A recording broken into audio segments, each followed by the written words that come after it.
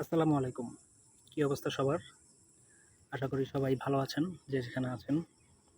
আসলে আমরা লাইফে বিভিন্ন সময় বিভিন্ন রকমের সিচুয়েশনের মধ্যে দিয়ে যাই, যা আমাদের আশেপাশের মানুষদের দ্বারাই ঘটে।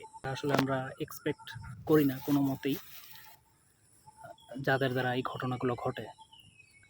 এবং মজার কথা হচ্ছে যে আপনি দেখবেন আপনার লাইফে এমন কিছু আত্মীয়স্বজন থাকবে বা এমন কিছু বন্ধু-বান্ধব থাকবে যারা মাঝে মধ্যে আপনার লাইফটাকে হেল করে দিবে।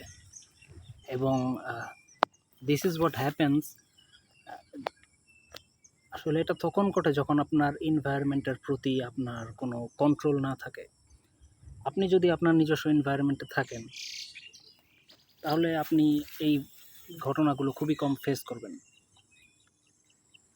তো যাই হোক, আল্লাহর কাছে দোয়া চাই যে সবসময় যেন মানসিকভাবে এবং শারীরিকভাবে সুস্থ থাকতে পারি, যেটা সবচেয়ে দামি জিনিস আমাদের।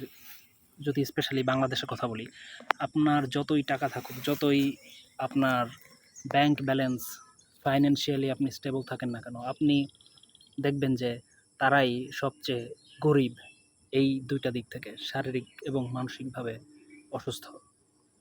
এবং তারা এটা বলে না, তারা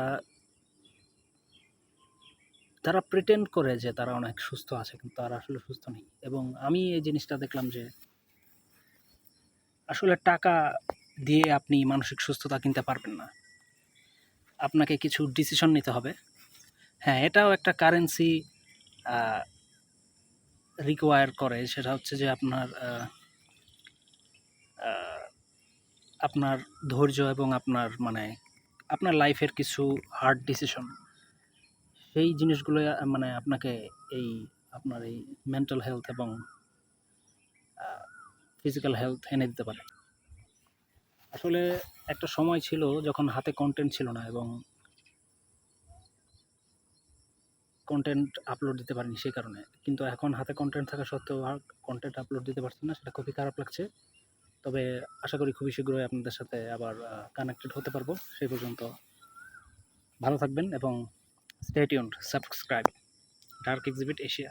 ভালো থাকবেন।